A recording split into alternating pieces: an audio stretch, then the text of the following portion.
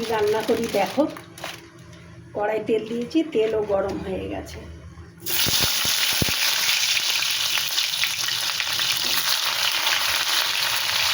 পটলগুলো আগে ভালো করে ভেজে নেব।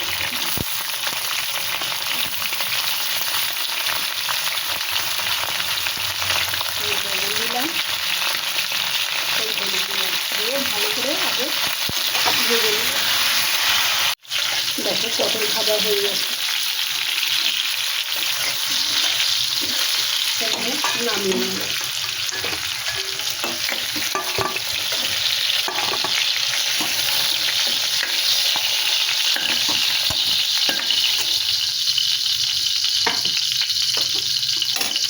এর মধ্যে আলু দেবো,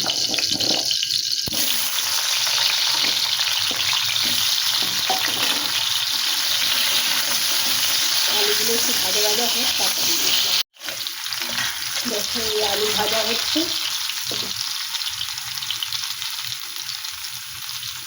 এর মধ্যে পেঁয়াজ দিয়ে দিলাম, 3 চামচ পেঁয়াজ দিয়ে দিলাম।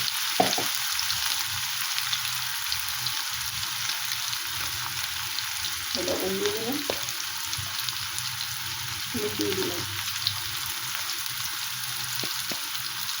লঙ্কা দিয়ে দিলাম,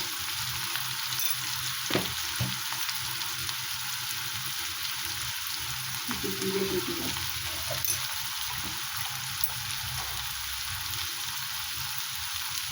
অল্প একটু আদা দিলাম।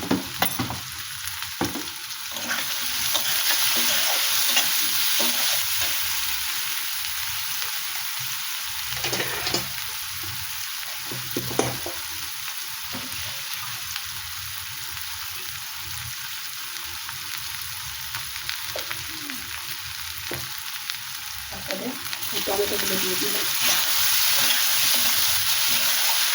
গ্যাসটাকে কমিয়ে দিলাম। আস্তে আস্তে ভেজে নেব। একটু জল দেবো, অল্প একটু জল দেবো।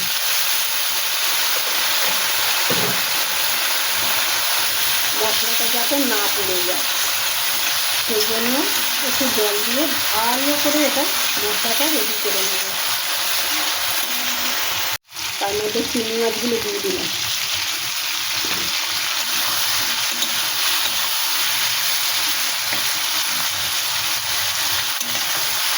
পটল চিংড়ি দারুণ খেতে লাগে। কার কার পছন্দ, কার কার খেতে ভালো লাগে একবার কমেন্ট করো। আমার তো ভীষণই ভালো লাগে। এটা ভালো করে আস্তে আস্তে ভেজে নেব। মশলা, চিংড়ি মাছ, আলু সব একসঙ্গে ভাজা হয়ে গেছে, তেল বেরিয়ে এসছে। এবারে আমি ভাজা পটলগুলো দিয়ে দিলাম।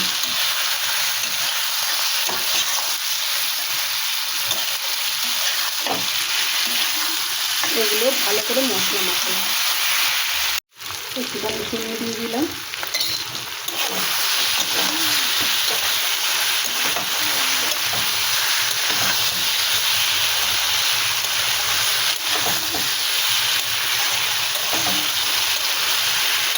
এবারে এই মশলার মধ্যে, এই সবজির মধ্যে গরম জল দেবো।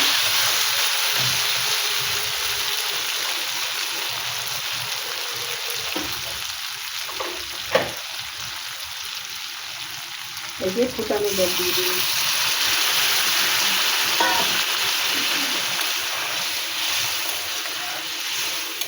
এবারে একটু ঢাকা দিয়ে দেবো।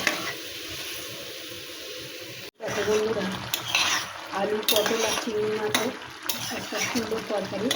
আর একটু ভুট্টা করলে নামিয়ে নেব।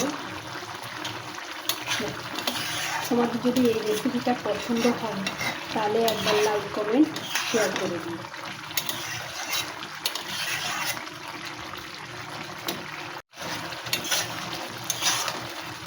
আলু, পটল আর চিংড়ি মাছ দিয়ে মাখা তরকারি আমার হয়ে গেছে। এই যে ঝোলটা, এটা ঠান্ডা হয়ে গেলে, তরকারি ঠান্ডা হয়ে গেলে সবটাই কেড়ে নেবে ঝোলটুকু। হ্যাঁ, এবারে আমার এই রেসিপিটা হয়ে গেছে, আমি এবারে নামিয়ে নিলাম। দেখো বন্ধুরা, পটল আলু চিংড়ি মাছের ঘন্ট এই রেসিপিটা পরিবেশনের জন্য রেডি হয়ে গেছে।